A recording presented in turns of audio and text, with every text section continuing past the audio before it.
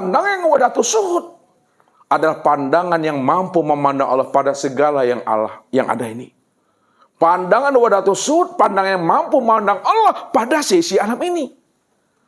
Maka ini yang Ustaz katakan selalu. Lihat Allahnya apa yang dipandang oleh mata. Dan jangan kita memandang apa yang dilihat oleh mata. Kalau kita melihat apa yang dipandang oleh mata, maka yang nampak adalah sesuatu. Yang nampak adalah alam, yang nampak adalah makhluk. Tapi pandang Allahnya apa yang dilihat oleh mata. Itu maknanya apa yang dilihat oleh mata. Apapun bentuk dan rupanya, makhlukkah dia, sesuatukah namanya, alamkah sebutannya. Sesungguhnya alam, sesuatu dan makhluk, itulah sebenarnya wujud nyatanya akan rupa diri Allah itu. Ini yang disebut namanya wadatus syuhud. Pandangan yang mampu memandang Allah dari apa yang dipandang oleh mata. Sebab yang memandang dengan yang dipandang, itu tiada lain nyatanya akan wujud dirinya itu. Jadi pandangan wadatus syuhud itu hakikatnya adalah wahdatul wujud. Kenapa? Karena segala yang wujud, apapun bentuk dan rupanya, wujud dirinya hanya satu. Wujud dirinya hanya tunggal. Siapa hakikat, siapa rahasia alam, sesuatu dan alam, itu adalah Allah. Maka disitulah dikatakan, Allah itulah yang dikatakan wahdatul wujud. Diri yang tunggal dalam bentuk rupa yang berbeda dan wujud yang bermacam-macam. Pandang Allahnya di situ. Cuma kita tak mampu memandangnya ketika sudah berganti nama. Ketika dia sudah bertajalli. Nah, lihat, ini bahasa tajalli Bapak Ibu.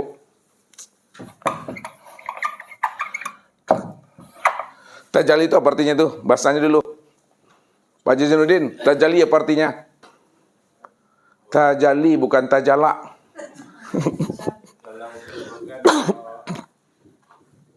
Penampakan, melahirkan dirinya. Tajalli itu penampakan dirinya, perwujudan dirinya, kezohiran dirinya. Ketika Allah itu bertajalli, mewujudkan dirinya, menampakkan dirinya, disitulah disebut namanya dengan makhluk. Ini ya. Disitulah disebut namanya dengan sesuatu.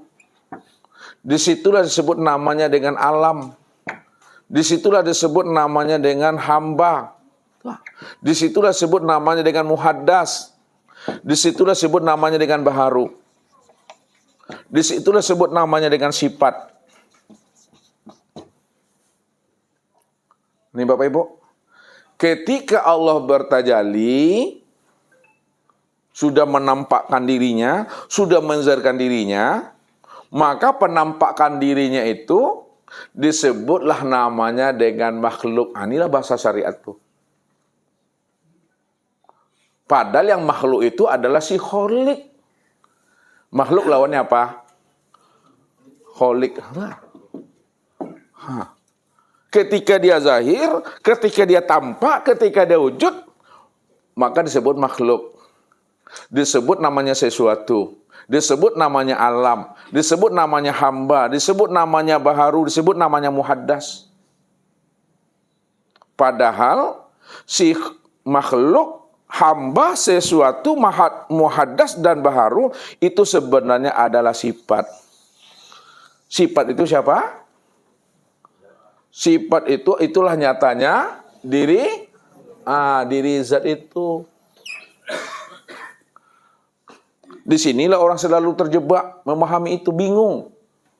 Karena dia tidak mau mengembalikan itu kepada asalnya. Padahal Nabi mengatakan, kullu syai'in yarji'u ila asalihi. Tiap segala sesuatu yang kita sebut, baharukah sebutan kita, muhaddaskah sebutannya, makhlukkah dia, sesuatukah dia, maka kembalikan dia kepada asalnya. Kembali kepada asal itu adalah zat itu. Maka dari sinilah munculnya kalimat hulul. Ini secara makna makrifatnya. Kalau ingin memperdalam bahasanya, ya lihat, zat dengan sifat nih, Ini zat, ini sifat. Dari zat dan sifat ini muncullah bahasa. Ini bahasa nih. Bahasa hulul. Bahasa ittihad. Bahasa wahdatul wujud. Bahasa manunggaling akal gusti. Apa maksud Ustadz? Dari zat dengan sifat itu muncul namanya hulul? Ketika zat, lihat. Ketika zat fana dia ke dalam sifat, maka disebut namanya hulul. Dalam bahasa kiasnya, yang batin dizohirkan, yang zohir dibatinkan. Maka ketika zat itu fana ke dalam sifat, itu bahasanya itu, maka disebut namanya dengan hulul. Ketika sifat lebur kepada zat, maka disebut namanya ittihad. Ketika zat dan sifat dia menunggal, dia satu, dia disebut namanya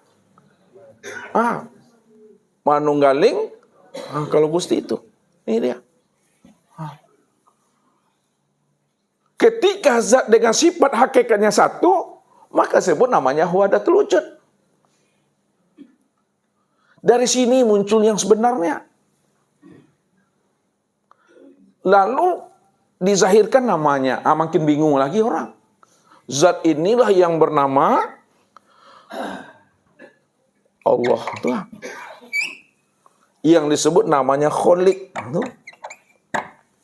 Sifat inilah yang disebut namanya hamba. Ini dia. Yang disebut namanya dengan makhluk dia. Ketika Allah fana kepada makhluknya, maka apa namanya itu? Atau hulul tuh. Ketika makhluknya fana kepada diri Allah, apa namanya? Ittihad. Yang makhluk itu kan hamba. Sempurnanya hamba itu insan itu. Tapi orang tidak mampu memandang ke atas. Tak mampu dia memulangkan dan mengembalikan. Sebenarnya yang ada itu zat dengan sifat. Antara zat dengan sifat yang sebenar ada itu adalah zat. Sifat ini ada di dalam diri zat. Karena sifat ini adalah diri zat. Dan sifat ini sudah nyata. Dia disebut namanya makhluk. Maka disitulah dikatakan kita ini ada di dalam tiada. Teman bingung lagi. Pak Haji ini ada di dalam tiada. Bisa Pak Haji memahami itu? Itu tauhid murni itu. Itu yang tauhid murni itu. Sifat itu ada di dalam zat. Sifat itu makhluk, sifat itu hamba, sifat itu di Bapak Ibu. Kalaulah sifat itu hamba, makhluk dan di Bapak Ibu, maka di Bapak Ibu itu ada di dalam tiada. Ini maksudnya. Yang tiada itulah wujud yang sebenar ada. Wujud yang sebenar ada itu adalah aku. Aku itulah yang bernama Allah. Hakikat diriku tidak bisa dijangkau dengan akal. Hakikat diriku tidak bisa dijangkau dengan kata-kata. Maka tidak ada yang bisa menjangkau aku kecuali aku. Akulah yang paham dan mengerti siapa aku yang sebenar-benarnya. Rupanya yang kenal dengan aku ya aku. Yang kenal aku ya aku. Karena tidak ada yang bisa mengenal aku kecuali aku.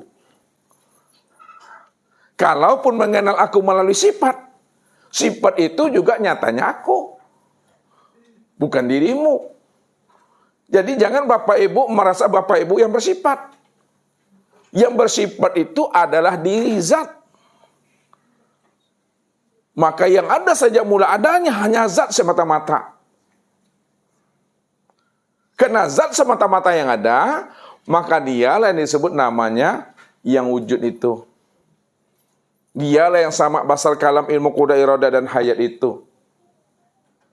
Itu yang dinamai namanya dengan Allah Bapak Ibu. Maka Allah itu maknanya yang membuat aku paning. Yang membuat kita terheran-heran, tercengang-cengang itu yang Allah tuh. Kalau belum terheran-heran belum lagi itu. Kalau belum terkagum-kagum, belum lagi Bapak Ibu. Yang Allah itu membuat kita terheran. Yang membuat aku paning, kata Ustaz. Nggak bisa lagi dianalisa dengan akal fikir, nggak bisa lagi diutarakan dengan kata-kata, dan disebut lagi dengan ilmu pengetahuan. Itu dia Allah. Lepas semuanya Bapak Ibu. Itu rahasianya itu. Yang diri Bapak Ibu yang sebenar-benarnya. Makanya, apa yang dikatakan? Man arafa nafsahu faqad arafa rabbahu. Siapa yang kenal dirinya itu tiadalah nyatanya dari Allah, faqad arafa rabbahu, pantaslah dia kenal Tuhannya. Karena memang Allah itu yang Rabb. Tidak ada siapa-siapa lagi. Barulah amalan kita Bapak Ibu. Amalan yang sudah ma'rifat namanya. Amalan yang sudah ada imun sebutannya itu. Kalau amalan kita sudah amalan daimun, amal ma'rifat, itulah amalan yang telah ada ruhnya, amalan yang telah ada jiwanya, amalan yang telah ada nyawanya. Itulah amalan yang hidup tuh. Amal yang makbulah, itu dia diterima. Jadi kalau anak itu sudah mengenal Tuhan, anak itu telah mengenal dirinya, lalu dia beramal, itulah yang disebut namanya anak soleh. Jadi anak soleh itu anak yang beramal, anak yang beribadah, namun dia telah mengenal Allah. Itu ya yang anak soleh itu. Kalau dipisahkan bahasa syariatnya dengan bahasa hakikat, dalam bahasa syariat anak soleh adalah anak yang rajin beribadah. Kalau bahasa hakikat, anak soleh adalah anak yang mengenal Allah. Itu dipisah tuh. Baru dia dipadukan dia. Anak yang soleh, di samping dia rajin beribadah, dia pun telah mengenal Allah yang disembahnya. Allah yang diingatnya. Makanya Rasul katakan, la tasihul ibadah illa bima'rifatil ma'bud. Tidak sah sholat kita kalau kita tidak mengenal Allah yang kita ibadati itu. Hampa sia-sia. Dalam bahasa tauhid, siapapun yang beribadah, kalau dia masih buta terhadap Tuhan, maka ibadahnya batal. Akan enggak tegas bahasanya yang membuat kita gampang pula nanti itu. Kalau gampang kita belajar sungguh-sungguh. Supaya kita lepas kegampangan kita. Siapa beribadah tidak melihat Allah. Siapa beribadah tidak bertatap wajah dengan Allah. Siapa beribadah tidak fana dirinya di hadapan Allah, maka ibadahnya batal. Apa sebab batalnya? Wujuduka zanbun. Nah, ini membuat batal itu Bapak Ibu. Adanya pengakuan dirimu. Pengakuan dirimu yang merasa ada. Yang beramal, yang beribadah, yang berilmu. Yang melihat dan mendengar, itu adalah zanbun. Dosa. Ini yang disebut namanya syirik. Innamal musyrikuna najasun. Innamal musyrikuna najasun. Sesungguhnya orang yang musyrik itu adalah najis. Jadi najisnya itu disebabkan dia tidak mengenal Allah. Disebabkan masih terpandang ada wujud yang lain selain Allah. Itu najisnya tuh. Itu yang disebut namanya syirik. Jadi syirik itu hakikatnya apabila masih ada diri yang lain, apabila masih ada wujud yang lain selain wujud diri Allah, situ letaknya syirik itu. Makanya dikiaskan oleh Rasul. Syirik itu ibarat semut hitam yang berjalan di atas batu hitam dalam kegelapan malam. Bisa Bapak Ibu melihat semut hitam berjalan di batu hitam dalam kegelapan malam? Tidak bisa Bapak Ibu. Ya. Saking gelapnya. Saking halusnya syirik itu. Kita tidak sadar kita nih. Apakah ibadah kita sudah tercampur namanya dengan kesyirikan? Itu saking halusnya.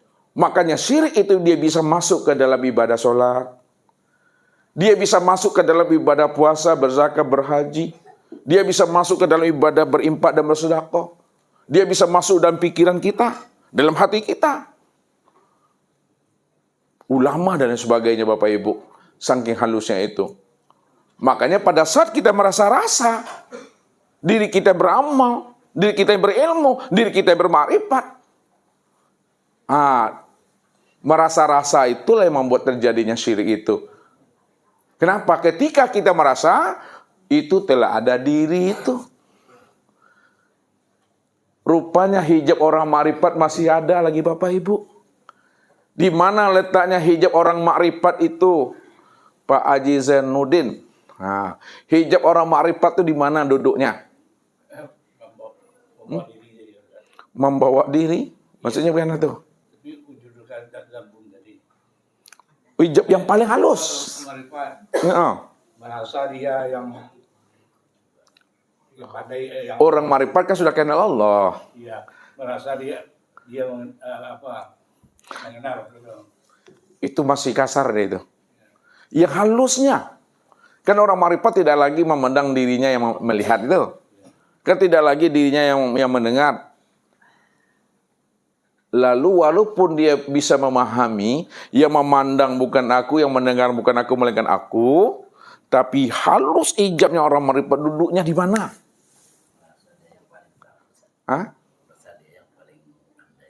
Merasa masih apa juga tuh, masih kasar ilmunya. Masih nampak juga dirinya tuh. Itulah jawabannya. Hijabnya orang kasab, hijabnya orang makrifat ketika dia menyilau-nyilau ke dalam dirinya. Ketika dia menyenter-nyenter ke dalam dirinya. Ketika dia menilik-nilik ke dalam dirinya. Apa maksudnya menyilau, menyenter ke dalam diri? Kalau aku ini sudah makrifat nih, tentu aku nih wali ini. Kalau aku nih wali, tentu ada karomah aku. Tapi apa karomah aku ya? Pada saat dia menilik, menyenter ke dalam diri, menilai-nilai diri, itu udah ada diri. Itu hijabnya tuh. Makanya orang makrifat tak pernah mengatakan dirinya makrifat. Orang yang tidak mengatakan diri makrifat juga belum tentu makrifat. Orang yang telah sampai pada makam Aryan, makam Sidratul Muntaha, tidak pernah dia mengatakan dirinya telah sampai pada makam Sidratul Muntaha.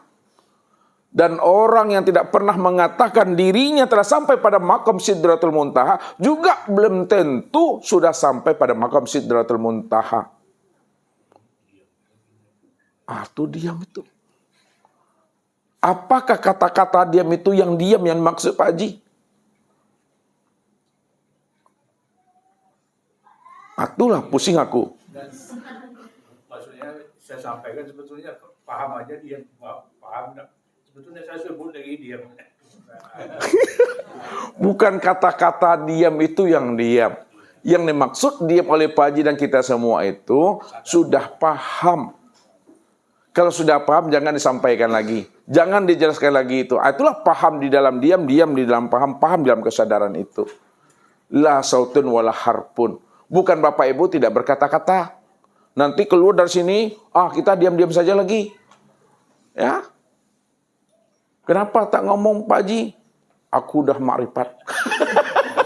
Aku udah makrifat. Tetap bicara. Tetap ngomong dengan bini, dengan anak, dengan suami, dengan apa. Tapi kita sadar yang ngomong itu si kalam. Si kalam itu Allah. Yang memandang itu si basir. Si basir itu Allah. Mana yang Allah tuh? Itulah Allah yang wujud. Mana wujudnya? Itulah insan. Insan itu bukan aku. Insan itu, itulah nyatanya akunya Allah. Carilah lagi itu. Tapi aku tuh Allah qadim wujud. Aku. Allah qadim wujud. Maka aku itu yang tua. Tua itu Tuhan wujud. Ya. Tua aku. Tahu itu maksudnya? Tua aku. Yang tua itu Tuhan wujud. Tuhan wujud. Itu tua tuh. Tuhan yang wujud. Tuh aku tuh mana yang Tuhan tuh? Ya aku. Aku yang kodim. Siapa yang si aku, si kodim? Ya Allah. Makanya Bapak Ibu jangan merasa tua, yang tua tuh Allah. Kalau merasa tua ngaku-ngaku tua, padahal yang tua tuh Allah. Itulah bertele-tele juga aku jadinya. Pahami makna ini. Ya, inilah ilmu rasa, ilmu rahasia dia. Dia Allah yang beri bukakan paham-paham itu Bapak Ibu. Bukan dia otak-atik dengan akal pikir. Ya, bukan. Allah yang bimbing, Allah yang tuntun kita itu. Sehingga kita sudah hidup di dalam kesadaran Tuhan. Nah, kalau sudah hidup di dalam kesadaran Tuhan, melihatlah dengan pandangannya, mendengarlah dengan pendengarannya. Itu maksudnya. Berjalan dengan kudratnya. Itu maksudnya itu. Ini yang disebut namanya makom Tuhan. Makom Tuhan, ya Allah aja lagi Bapak Ibu. Pertanyaannya, kalau Bapak Ibu sudah duduk pada makom Tuhan, makom Sidratul Muntaha, pertanyaan Ustadz, untuk ibu dulu, apakah ibu-ibu ini ngaku Tuhan lagi? Kalau ibu-ibu sudah duduk pada makom Sidratul Muntaha, makom Tuhan, apakah ibu-ibu sudah ngaku Tuhan? Kalau tidak ngaku Tuhan, apakah ibu-ibu sudah jadi Tuhan? Tidak. Kalau tidak, bagaimana Gina? Kalau tidak jadi Tuhan, kalau nak ngaku Tuhan gimana? Menyadari sadar-sadarnya bahwasanya diri manusia itu adalah wujud Allah itu sendiri. Ya, menyadari ya. Berarti tujuan kita tadi itu hanya untuk memberikan paham saja. Memberikan paham dan penjelasan kepada kawan, kepada teman, sahabat dan umat bahwa Allah sajalah yang wujud dan yang ada dahulu, sekarang dan yang akan datang. Diri kita nggak pernah ada sama sekali dahulu, sekarang dan yang akan datang. Ini yang la haula wala quwata illa billah. Makanya belajar ilmu tauhid, belajar ilmu ma'rifat bukan mengaku Allah. Bukan ingin jadi Allah. Belajar ilmu tauhid dan ma'rifat hanya untuk memahami dan mengenal Allah sajalah yang wujud dahulu, sekarang, dan yang akan datang. Kita tidak pernah ada sama sekali. Sejak mula adanya kita tidak pernah ada. Kapan sejak mula adanya kita tidak pernah ada? Sejak Allah mengatakan innani adallah. Sejak Allah itu wujud. Dia mengatakan akulah Allah. Tidak ada yang wujud melainkan yang wujud hanya aku. Itu nggak pernah ada kita itu. Maka jangan mengaku ada. Jangan merasa-rasa ada. Maka aku yang tua itu Allah. Aku itu yang Tuhan itu. Yang wujud itu aku. Itu Allah itu Bapak Ibu. Allah itulah yang disebut namanya se'amal diri. Allah itu yang disebut sejati diri. Allah itu yang dikatakan diri yang sebenar-benar diri. Kalau udah sampai kita kepada makom Tuhan, berhenti di situ. Berhenti itu kata yang tiada terkatakan lagi. Nikmati aja lah hidup itu lagi. Ado sama mau dimakan, tidak ado sama mau dicari. Itu aja itu. Ya. Ado sama mau dimakan, tidak ado sama mau dicari. Jadi yang ado jangan dicari. Yang tidak ado itu yang dicari. Karena yang tidak ado itu yang sabana ado. Yang sabana ado itu yang maha ado. Yang maha ado itu aku, kata Allah. Carilah aku tuh. Pasti ada dia tuh. Tuh dia. Paham Bapak Ibu tuh? Gue lah gak basuh planet tuh mah. Iya, jadi maksudnya yang ada jangan dicari. Yang dicari itu yang tidak ada. Yang ada jangan dicari. Yang dicari itu yang tidak ada. Karena yang tidak ada itulah wujud yang sebenar ada. Wujud yang sebenar ada itu ya aku, kata Allah. Kalau dibenturkan dia dengan logika Bapak Ibu, na'amuh dia. Na'amuh dia. Bagaimana cara membenturkannya dengan logika? Ini bahasa Ustadz. Ini Ustadz bawa Bapak Ibu berpikir. Ibu-ibu dulu menghilangkan ngantuk, ya. Pertanyaannya Ibu, mungkinkah sesuatu yang ada ini berasal daripada tiada? Original dulu. Mungkinkah segala yang ada ini berasal daripada tiada? Itulah yang nggak masuk akal tuh. Ustaz menjebak aja sebenarnya nih. Pertanyaannya diulang lagi.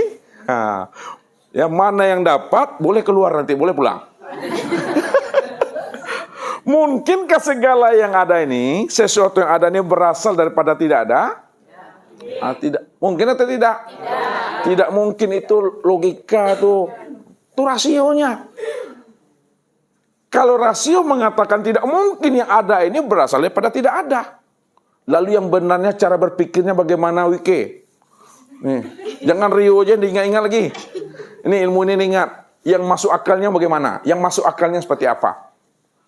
Segala yang ada sekarang ini, Yang ada ini sekarang ini. asalnya dari yang tiada. Itulah tuh panding aku tuh. Oh, Rani, bantu. Ya, Rani Pak Jeb, Rani dua sini nih. Tuh Rani kecamatan itu apa tuh? Oh iya, Rani. Antar, belum jawab lagi. Nih, Rani nih. Bantu Dewi lagi. Ini siapa lah? Eni. Halo Eni. Ya, sehat ya. Anda coba jawab. Yang masuk akal, yang masuk akalnya bagaimana? Segala sesuatu yang ada itu berasal dari yang ada. Tuh dia masuk akal. Masuk akal tuh. Beruntung lah mau dapet anak tuh. Sesuatu yang ada ini berasal dari yang ada. Tak mungkin yang ada ini berasal daripada tiada. Itu terima enggak tuh? Kalau enggak terima, coba dicek psikiater itu. Yang ada ini berasal daripada yang ada, itu yang masuk akal. Yang tidak masuk akal itu, yang ada ini berasal daripada tiada. Tapi bahasa hakikat, lihat. Nah, bahasa hakikat itu disembunyikan dia, karena isi itu dibalik. Isi dibalik mana? Isi dibalik kulit. Jadi orang hakikat dia mampu memandang isi di sebalik kulit itu. Lihat bahasanya. Dalam bahasa hakikat, segala yang ada ini berasal daripada tiada, karena yang tiada itulah wujud yang sebenar ada. Wujud yang sebenar ada itu adalah Allah. Allah itu aku. Di mana bedanya tuh? Coba dengar lagi. Segala yang ada ini berasal daripada tiada, dan yang tiada itulah wujud yang sebenar ada. Sama nak tadi itu? Di mana bedanya? Segala yang ada berasal daripada tiada, dan yang tiada itulah wujud yang sebenar ada. Berarti segala yang ada juga berasal daripada yang ada. Itu duduk syariat lagi itu. Kalau tiada itu hakikat, karena yang tiada itu yang wujud yang sebenar ada. Contoh, nih lihat lagi. Ini apa namanya nih? Ini kosong ya. Lihat nih, dari ini Bapak Ibu. Ini kosong. Lihat. Satu. Yang wujud ini asalnya dari mana yang ada nih? Allah. Berarti yang satu ini ada enggak sebenarnya?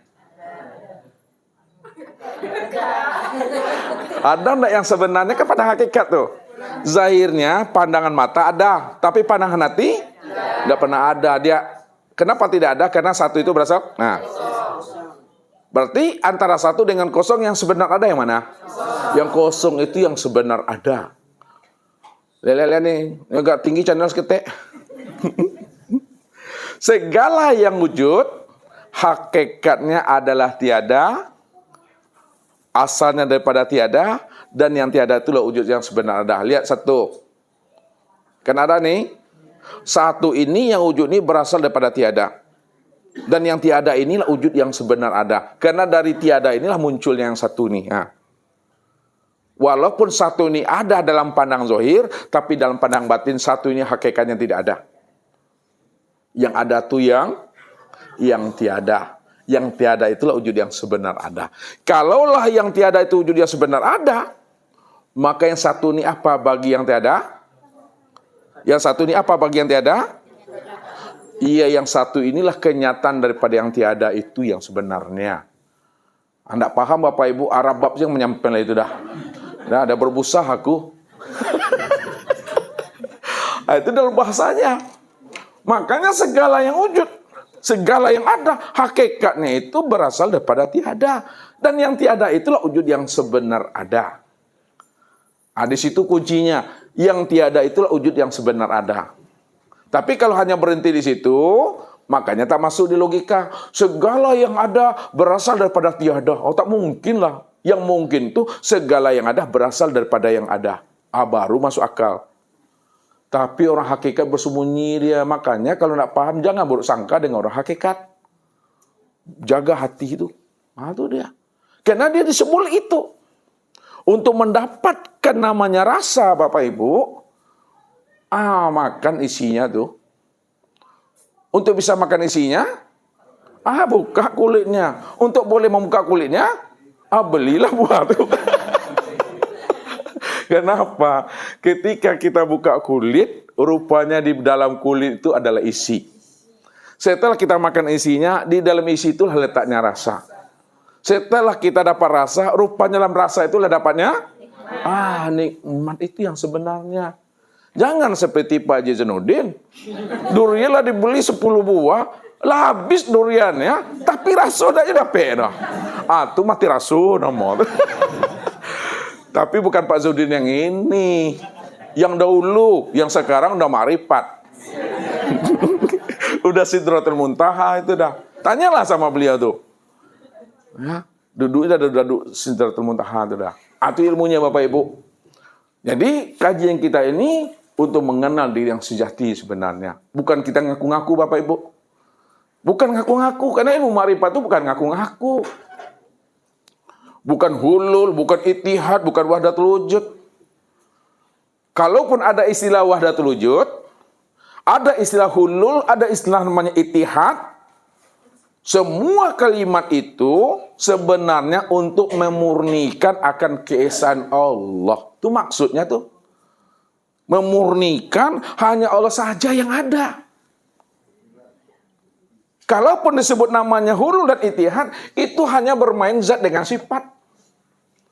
Ketika zat fana hadiah ke dalam sifat, hulul namanya. Ketika sifat lebur dan fana ke dalam zat, ittihad namanya. Cuma tidak tersampaikan di sini makomnya. Yang disampaikan itu Allah dengan hamba. Allah fana ke dalam diri hamba. Itu bahasanya tuh. Hulul namanya. Hamba fana ke dalam diri Allah. Ittihad namanya. Padahal yang disebut itu zat dengan sifat sebenarnya. Dalam bahasa kaji, ini bahasa kaji. Yang zohir dibatinkan. Yang batin dizohirkan. Pandang satu wujudnya. Rupanya zohir batin dialah semata-mata itu.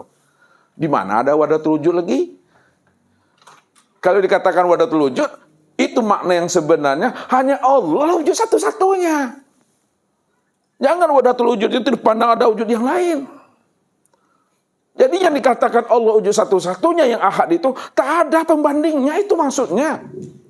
Bukan ada dua wujud lalu jadi satu wujud, bukan begitu Bapak Ibu. Jadi yang keliru selama ini ketika diberikan contoh, mereka memahami contoh itu dengan rasio, bukan dengan rasa. Salah dia. Contoh gimana memahaminya dengan rasio sehingga dia salah dia. Bahasa fana tadi, ini baskom, kita isi air.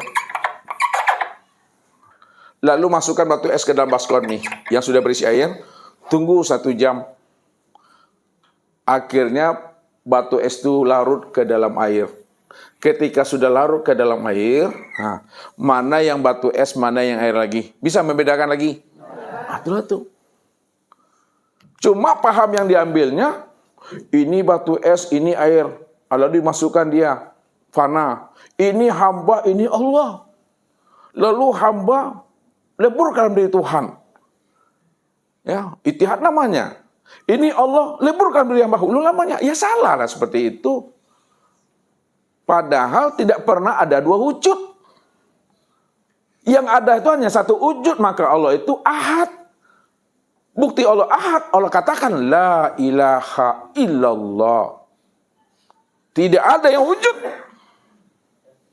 melainkan yang wujud itu aku satu-satunya, kata Allah. Jadi bagaimana mungkin Bapak Ibu ada manusia mengatakan manusia lebur dalam diri Tuhan, padahal sesuatu yang lain selain Allah nggak pernah ada. Jadi tidak ada sesuatu selain daripada Allah. Kalau tidak ada sesuatu selain daripada Allah, Allah sajalah cuma satu-satunya.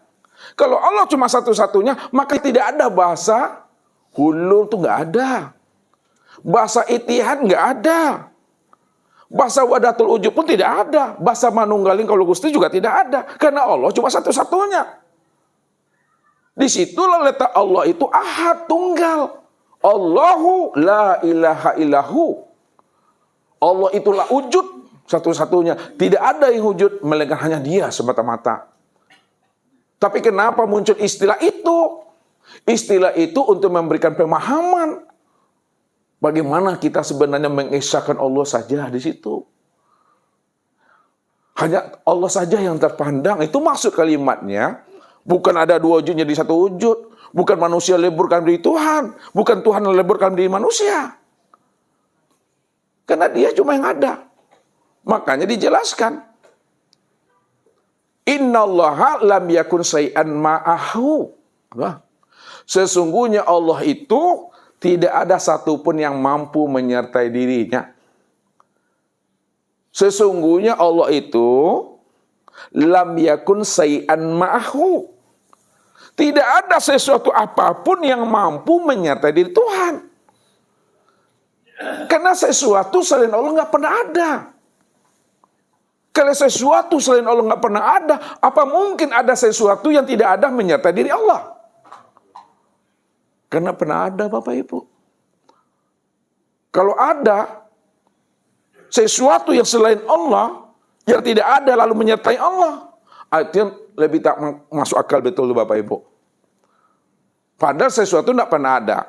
Kalau sesuatu tidak pernah ada, mungkinkah sesuatu yang tidak ada menyertai Allah? Tidak. Makanya tidak ada bahasa hulul. Tidak ada bahasa itihad, tidak ada bahasa manunggaling. Karena Allah cuma yang ada. Tapi kenapa muncul kalimat itu oleh orang-orang arif? Kenapa muncul kalimat itu oleh orang-orang kasab? Apa yang disampaikannya sebenarnya untuk memurnikan keesaan Allah saja. Jangan sampai ada wujud yang lain, itu maksudnya. Supaya tidak ada wujud yang lain. Hanya Allah sajalah satu-satunya. Makanya kalau kita berpikirnya pici, sembuhnya agak pendek sedikit, muncul sangka dan suuzon nih. Aduh. Maka lepaskanlah segala sesuatu itu dari diri kita. Lepaskan kemelekatan itu pada diri kita. Barulah kita bisa memurnikan Allah Ta'ala. Bahkan kalau lebih paham lagi Bapak Ibu, lebih halus lagi cara berpikirnya Bapak Ibu, secara tauhid. Pertanyaan Ustadz, nih Bapak Ibu jujur, jangan ada dusta di antara kita. Kok tegang nih? Kalau Allah itu sudah esa, perlukah Allah itu diesakan juga lagi? Kalau Allah sudah esa, sudah tunggal satu-satunya, perlukah Allah itu diesakan juga lagi? Tak perlu. Perlukah Allah itu dimurnikan juga lagi? Tidak. Perlukah Allah itu ditauhidkan juga lagi? Tidak perlu. Karena Dia cuma satu-satunya, nggak perlu Allah itu ditauhidkan. Apa yang mau ditauhidkan? Karena aku cuma satu-satunya. Cuma kamu tidak sadar, kata Tuhan, bahwa dirimu itulah nyatanya aku itu. Apa yang mau diesakan lagi? Tapi kenapa ada bahasa tauhid dan mengesahkan? Selama ini kita belum berilmu. Selama ini kita belum belajar. Selama ini kita belum berguru. Ketika kita belum belajar, kita belum berilmu, kita belum berguru, kita merasa yang wujud. Kita merasa yang melihat dan mendengar, berkata dan mengetahui, berkuasa, berkehendak dan hidup. Namun setelah kita belajar, setelah kita berilmu, setelah kita berguru, setelah dibimbing oleh guru memberi paham kepada kita ini nggak ada. Kita ini nggak bisa melihat, nggak bisa mendengar. Kita ini la haula wala quwata illa billah. Ketika kita telah diberi pemahaman oleh guru, disitulah kita tersadar. Disitulah cepat kita kembalikan kepada Allah. Ya Allah, yang wujud hanya Engkau ya Allah. Ya Allah, yang melihat dan mendengar berkata hanya Engkau ya Allah. Disitulah maknanya dipulangkan kembali hak Allah itu sebelum datangnya ajal kematian. Disitulah duduknya mentauhidkan Allah. Hanya Allah sajalah yang wujud, yang melihat dan mendengar itu. Kita jangan sampai kita yang wujud melihat dan mendengar. Rupanya tauhid itu duduknya di hakikat. Kalau sudah di ma'rifat tidak ada lagi tauhid.